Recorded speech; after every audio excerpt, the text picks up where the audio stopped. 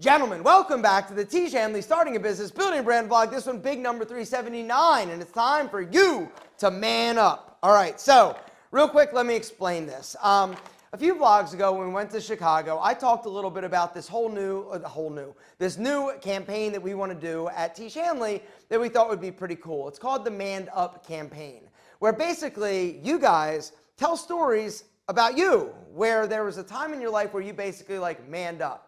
You did the hard thing, maybe you did something you didn't think you could do, but you stepped up and handled your business. I recently actually launched, or I should say we posted the Manned Up campaign video that I did, which is going to be linked around here somewhere. Also, somewhere around here, down below in the description, is information on how you can participate. Basically, it's you just filming yourself, right, on your phone, talking about a time in your life. Keep it under a minute, right, and then post it wherever you want to post it. And there's like a hashtag, manned up or whatever. And the whole idea and premise behind this, in today's world, I think vulnerability and authenticity are two things that are incredibly rare, but important. And I think for men, especially now, it's never been more important for us to kind of just, I don't know, just take that time to really kind of, encourage other people and to embrace doing hard shit and being a man, because there's nothing wrong with it. Being a man does not mean you're toxic. It doesn't mean you're oppressing anybody. It just means that you're a man and you do the hard shit. You step up when you need to. You lead by example. And this is just an opportunity to basically hear other guys' stories, get inspired, and just build community. Really, it's all it really is to basically inspire and build community and just let you guys have an outlet to kind of share stories about time in your life, or a time in your life that you actually stood up and did the hard work. Anyway, if you want to, guys, we would love it. I would love it. I would love to watch your story. So if there's a time, guys, down below all the information, I would love to see it. Anyway, something else that I was interested in and happy to see is that just real quick I haven't talked about Pete and Pedro in a while, but GQ magazine just did an article on February 7th about the best hair products for men. And for the first damn time, GQ actually put Pete and Pedro Putty as the best putty. And we were really pumped. It was exciting. It didn't do anything for sales because a lot of people think it's gonna, you're featured or talked about in GQ magazine, it's gonna just crush it. And you're saying, no. Those days have gone, right? But what it does is allow us to basically say, as seen in GQ or use it. And so we'll use it in a lot of ways in order to kind of boost ourselves up and use it on social media. And it's just a good way. Every time you go to a website, as seen in GQ or whatever, this is an opportunity to actually do that.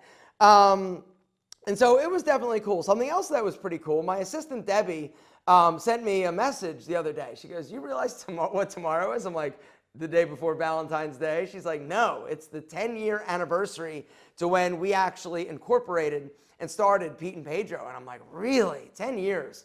And it kind of got me going down the rabbit hole a little bit, reminiscing a bit about sort of the journey and what I've learned running that business for 10 years. It actually ties in nicely to a question that was asked by you guys, which brings me to the first business question. But before I get to it, guys, if you have a business question, down below, start it with business question and ask it. Each week, we try to get to a few of them. This week is absolutely no exception. So let me find the question. All right, here we go.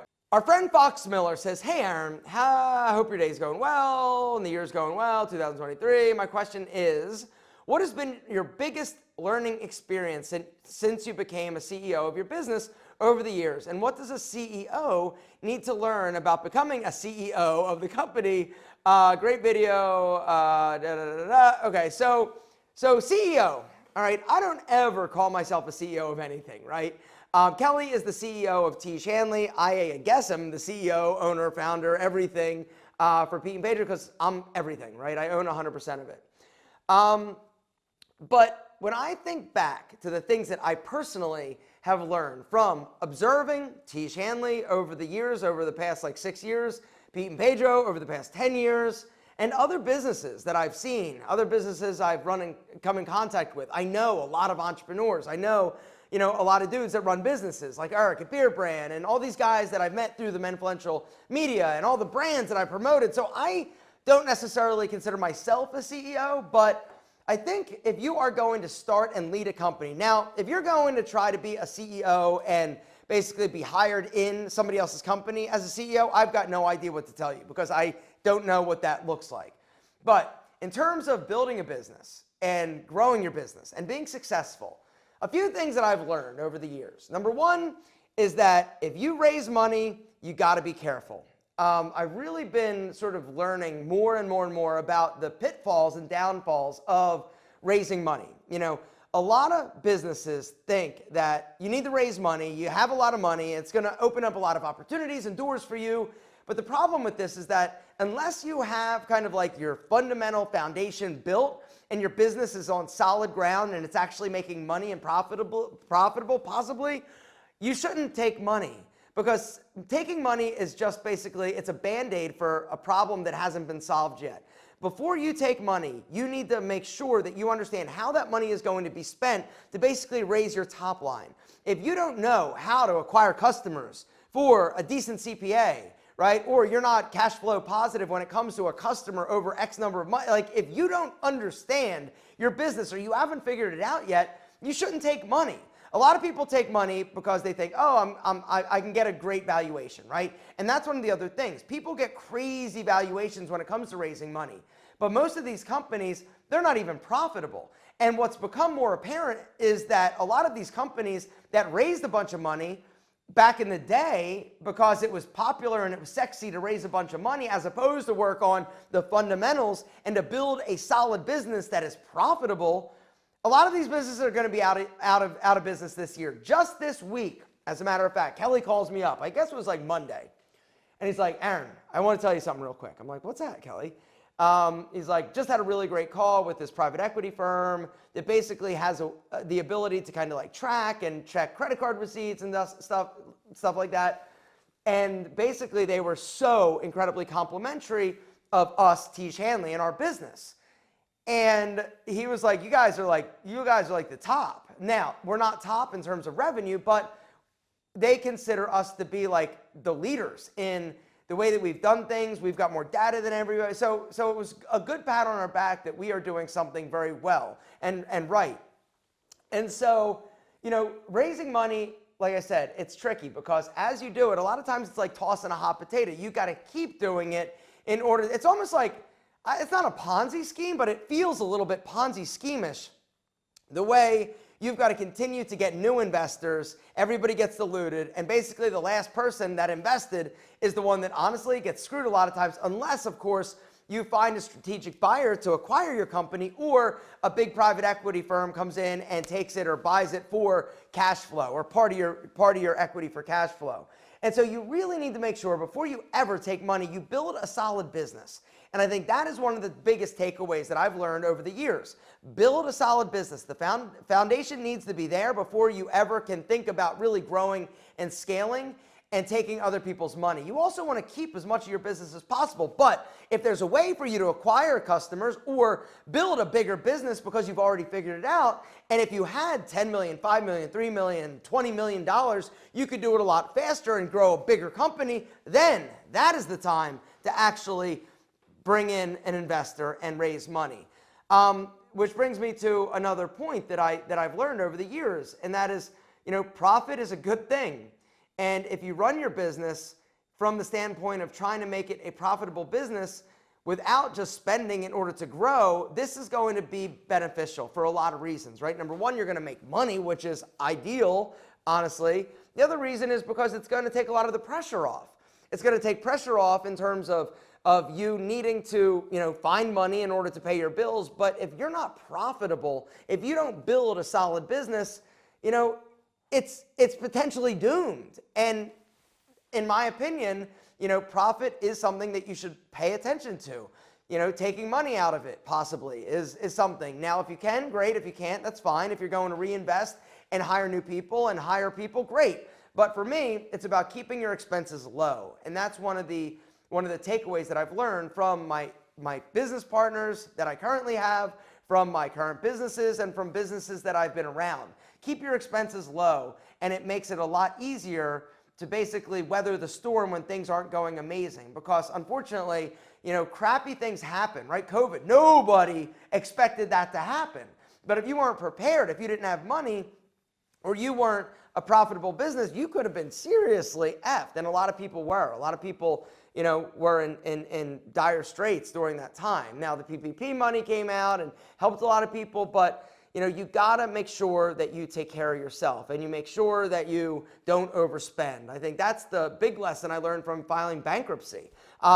In the last vlog, somebody commented, if you're so good at sales, why'd you file bankruptcy?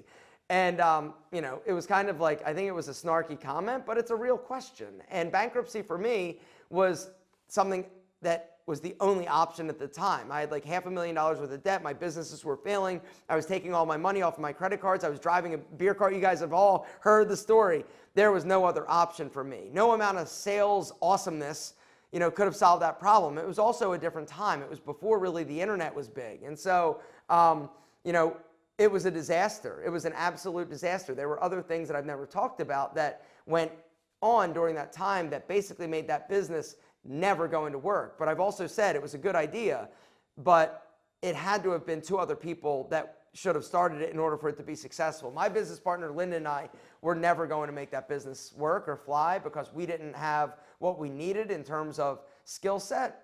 And we just weren't the right people to do it. And so it was an amazing learning experience. And from that point, though, I vowed never to get into debt again, right? Because debt for me was so incredibly crippling. And that's one of the reasons why I make, financially not good decisions when I buy real estate and I pay in cash. I just know the pressure that debt has on you, and I know that it's miserable. And so I never wanted to be in a position of weakness. And so if that means grow a little bit slower, I'm going to grow a little bit slower. But I got to make sure I'm making money. I'm not doing a business or in business to just make everybody else money or to grow a business worth $30 million if I'm not making any. It just doesn't make sense. I don't want to endure the risk because that's the thing. When you start a business, you are risking money, you're risking time, reputation. And if it's not making money or being productive for you, why are you risking it, right? I personally am of the mindset, grow a little bit slower, make sure the cash flow is there, bottom line is important, and focus on that. Now, let's talk about cash flow. That's something else and another lesson. You got to know how the money flows. Having a ton of inventory sounds good, right? When you first start a business, you're like, I want, all this inventory because I don't want to sell out. And the problem is that a lot of times you tie up capital that you're going to need in order to grow your business. And so make sure that your cash flow is on point, and you don't have too much money tied up in inventory, because inventory on a shelf is just like dollar bills. And until you sell through it, you're not actually able to use that money. And so having a little bit of extra cushion or money in reserves is also incredibly important. The other thing I'd just like to mention in terms of what I've learned is that surround yourself with amazing people, right? People that have your back, and also get out of your own way. For me, I was not a great leader at Pete and Pedro. I did not have great vision. It was sort of like a side hustle for me. And so when I brought in Mike Levy, he basically did all the things that I wasn't doing and really took it to that next level. A lot of people are like, oh, did you have less work? It's like, no, I had a lot more work once he came in, but it was me not doing the right things before. And so when he came in and he basically helped me with helping form a direction and giving me actionable steps and tasks that I needed to do, I actually had to do more work, but it allowed the business to actually grow. You've got to make sure that the right people are in the right positions. If you identify somebody as toxic, get rid of them, because it's going to kill morale. Which brings me to another question from last week. So the business question is from our friend Mateo TC. And basically it boils down to this. It's all about employee morale. And he says, is it important to have some workers dedicated to keeping an eye on the morale of the team, or should you just focus on the product, keeping the sentimental stuff or for the management rooms? So the answer is no. Okay, so it's two-part. No, you shouldn't just allow it to, be the feel-good stuff in the management rooms. You've got to make sure that you are paying attention to corporate culture and the morale of your employees. Now, in terms of how you do that, for us at Tiege Hanley, we do have like an HR department. We also send out, surveys periodically asking how certain team members are doing. in terms of like upper management. But we also have reviews, annual reviews where we talk to our employees and talk a little bit about that stuff. But it really comes from a leadership perspective. The leadership is going to set the morale typically of the company or the direction. And I think having a strong leader is incredibly important, because if the morale gets down or people don't feel valued, productivity is going to suffer, and it's just not going to be a good, fun place to work. And so Tiege Hanley has done an incredible job at really making sure that the morale and the culture stays positive. Now, it doesn't mean that you're not going to have, people that get bummed out or they're pissed off for whatever reason, but trying to have a healthy, happy workplace, I think, is one of the most important things that a company should focus on. Because if you're just worried about the bottom dollar or the revenue, unfortunately, you're going to have all sorts of issues, and it's going to transcend into a lot of different areas of the business. But focusing on morale, focusing on culture, focusing on employee happiness is definitely something that a company should do. So the next business question is an amazing one from our friend Blake Dillard. He says, I'm working on a brand/product. Design and production are not an issue. Marketing is the portion I can't fully wrap my head around. Can you walk me through the process of going through the motions of getting set up with Menfluential Media or a similar outfit? I feel like the influencer marketing is the right direction for the product. So here's the thing, Blake. I don't necessarily agree with you right now. In terms of marketing, there are some basic low-hanging fruit things that you need to do and get set up before you ever spend or waste your money on influencers, all right? If you don't have a solid, e-commerce, remarketing, tracking, upsell, landing page, if you're not optimized, if your business isn't optimized, it's going to be very difficult to be successful with influencers. Influencers are expensive. They're also, they're good, but they're not the magic bullet, right? What I would focus on first is try to figure out, or maybe talk to an agency that's going to help you with the paid advertising or the marketing or the branding or getting your product out there. Until you have those pieces kind of locked in, you're not gonna be spending your money effectively or efficiently with the influencers, right? You better be able to remarket to the people that the influencers send, right? You better have like different offers. You better have, you need to have your e-commerce sort of foundational footwork set before you go down that influencer role, right? They're good for, providing a little bit of value, a little, acknowledgement or, brand awareness.